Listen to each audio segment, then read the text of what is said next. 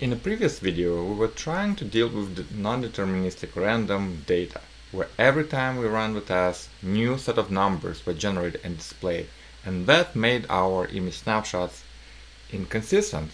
From test to test, they will be different. We were hiding some game cells, but it's not the same. I really want to have the same board every time the test runs.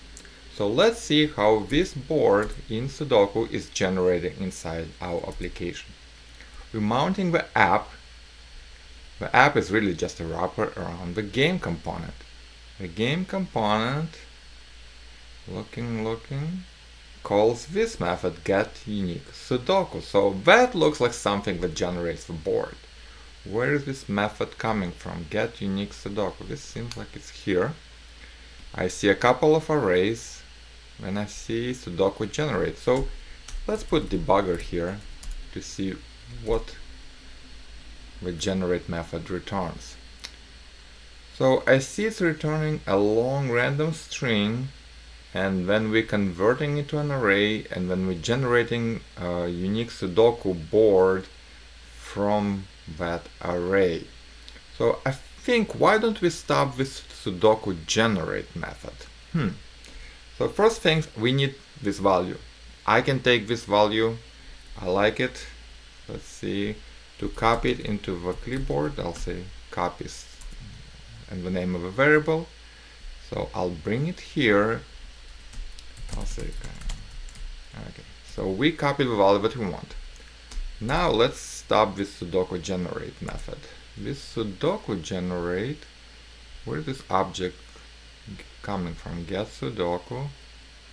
Okay, so we're importing it from the solver. So I'll import it from solver. Okay. Oops. So this method gets us Sudoku const Sudoku equals, call it. Alright. And then we'll say size stub Sudoku. And what was it called? It was called generate, I believe. Yeah. So, and it should always return this string, so we're no longer relying on that part. So let it continue. Let's rerun. Okay, is it the same board? 1, 3. Oh, it's close, but it's not the same board. Okay, so where else? So what's happening after we're getting the same string? We are calling generate unique Sudoku that goes through the difficulty. Look, and what does it do then? Oh, it uses a bunch of math random calls to actually arrange the values on a board. So we'll have to make it deterministic.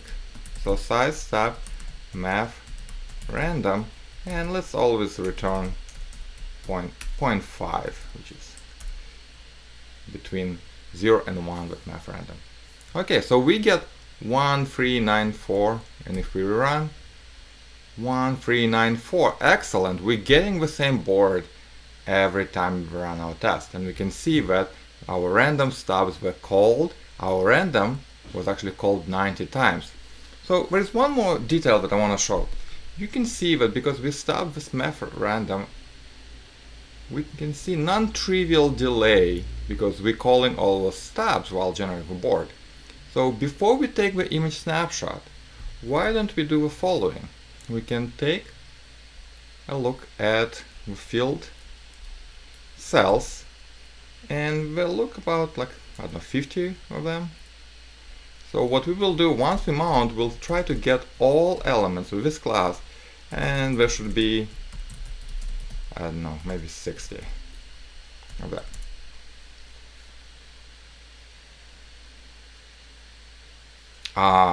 Expected 60, whereas 45 only. So 45 field cells. Okay, so we call it, we confirm that there are 45, and now the board has rendered and it's the same board, and now we can take the image snapshot and we'll say same game container. Perfect. Let's look at the image that we just received. Perfect. We just took a deterministic snapshot that will stay the same between each test run.